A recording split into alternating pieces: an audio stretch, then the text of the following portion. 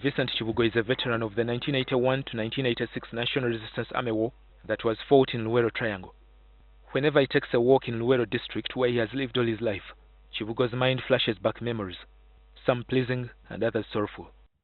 He vividly recalls a time in 1982 when government soldiers raided his village in Kanyogoga. He fled with his young brother Mpima, while other family members also dispersed and fled in different directions. Mama yakwata bintu ngawatugamba abato mukulembere gwe kwata muntu munno mutandika okudduka mukwate lino. The 48-year-old was 13 at the time, while his brother Mpima was aged 8. That is how they were separated from their parents and other siblings. The two brothers continued to search for safety, and in the process, they unknowingly ended up among a group of NRA fighters fleeing from government forces who were pursuing them. Bambuza gwe wabadde mama wo yani bavuddewo abaana bato ate bano bazze batya muffe ngamba gaye waffe kikyusa mama wange ye gundi. It was on their second day on the move that the brothers realized that they were in Chireku Butuntumula in Luweero, where the Mwanga unit of the NRA rebels was based. This was more than 15 kilometers from their home. Bakumba we bati bakumba bwakumakya naffe batugamba namwe mutandike nga naffe tutandika bagegenyo. The brothers trained with the rebels and mastered some military skills. Later, they were turned into young fighters or kadogos as they were known in the NRA. Chibuga and his brother undertook all the tasks they were given at the front line, like fighting, carrying ammunition, searching for food and water. This is Walusi Forest. The waterscape where Chibungo fetched water back then for colleagues in the camp is still there. Kuganga mujja konvo yinge ewera era aganaaba mala so sinti gaweddewo n'enkya n'eddi. The brothers fought many battles on the front line, and Chibugo is grateful to God that he returned alive. His brother Mpima was killed in battle. He learned much later that government operatives killed their father because his sons had joined the NRA rebels. In 1986, Chibuga and other soldiers were involved in a car accident at Kabamba Barracks that left him badly injured. This later prompted his exit from NRA. Damascus Primary School and Church now sit imposingly at the former base of the Mwanga rebel unit.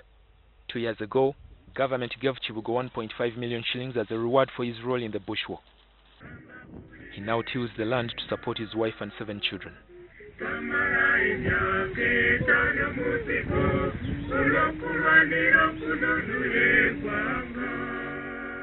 Retired Lance Corporal Livingstone Kabuye is another NRA war veteran living in Wanfufu Butuntumula. The 62-year-old hopes that one day, his bushwalk comrades now in government would remember and appreciate his role with the reward. Tutambudde emirundi n'emirundi mu banka ate mudde muwandiika ebiwandiiko ebirala ate mudde muwandiika ebiwandiiko ebirala ekyavamu ne tugawaye katubiveeko wadde kinagwa ne mu mmotoka. At the height of insecurity in Luweero in the early 1980s, with many people killed by government soldiers, the youthful Kabuye joined the NRA rebels. His experience of the bush war went beyond Luweero to the Rwenzori region, where he was shot in the hand at Kasunga Nyanja as they approached Fort Poto.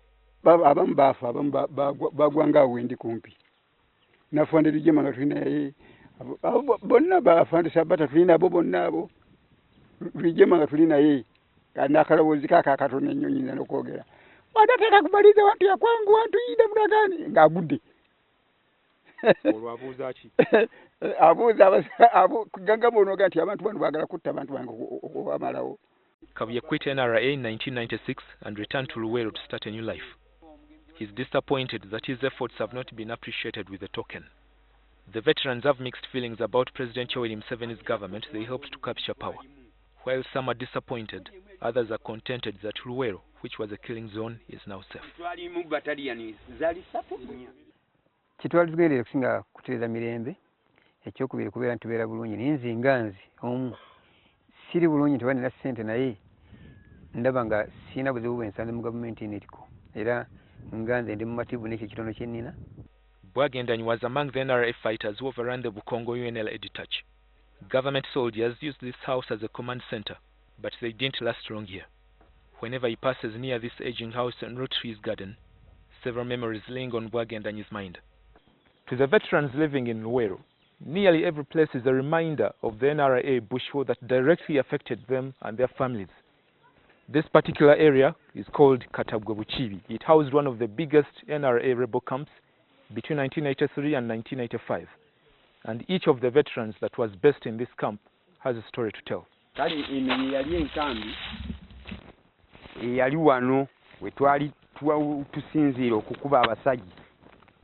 The story of retired Lieutenant Abubakar Miro, formerly called Francis, is equally emotional.